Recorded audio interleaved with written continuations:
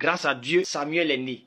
Donc, l'année qui a suivi, Elkanah, comme d'habitude, a rassemblé sa famille pour dire, va-nous à Silo. Mais le bébé de Anne était tellement petit, on ne pouvait pas voyager avec lui. Donc, elle dit, si c'est comme ça, vous partez, moi, il va rester avec lui cette année pour l'allaiter un peu. Là, quand il va le sévrer, là, moi, il est parti aussi. Ils ont dit, il n'y a pas de problème, ils sont partis. Quand elle a sévré l'enfant, l'autre année qui a suivi, ils sont montés à Silo ensemble avec l'enfant. Elle a pris des taureaux, de la farine, de l'huile. Et puis, elle a pris son enfant. Allons à Silo, Silo, allons à Silo, Silo. Jean, dans son cœur, il s'est dit que pendant toutes ces années-là, vous avez mangé. Oh Dieu là, Dieu m'a exaucé. Il va vous montrer comment on mange. Vous avez vu les prix taureaux, non? Il va vous montrer comment on mange viande. Allons-y à Silo, allons. Vous allez voir ce qu'il va vous montrer. Ils sont arrivés à Silo, ils ont offert les sacrifices. Comme Anne avait fait un vœu à Dieu, que si Dieu lui donnait un enfant, cet enfant allait rester au service de Dieu. Elle est partie devant le pasteur, encore devant le trône de Dieu. Et puis elle est partie dire que, ah pasteur, tu vois, une année j'étais venu ici et puis je priais, je dirais en prière, et puis tu pensais qu'il était saoulé là.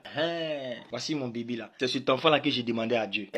Il est bon, il est amour, il est miséricordieux, il m'a exaucé.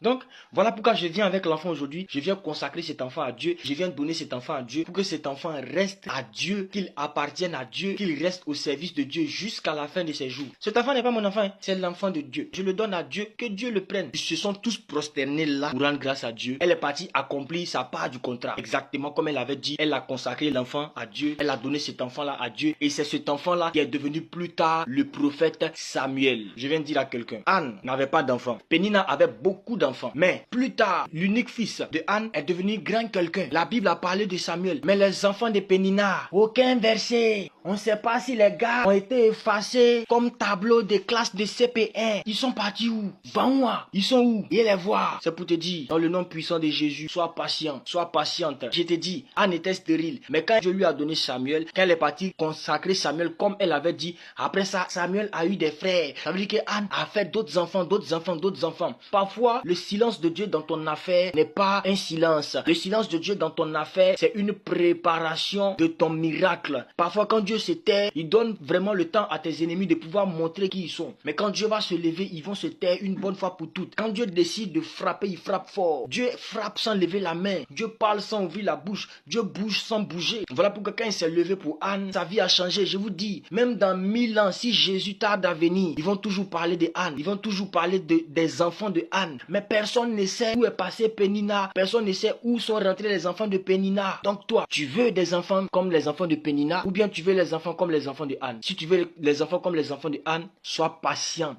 Sois patient dans les épreuves. Garde ton amour et ta flamme pour Dieu. Reste attaché à Jésus, peu importe ce que tu vis. C'est en cela que tu auras des enfants Samuel. Mais ne fais jamais comme Pénina. Shalom. Jésus revient bientôt.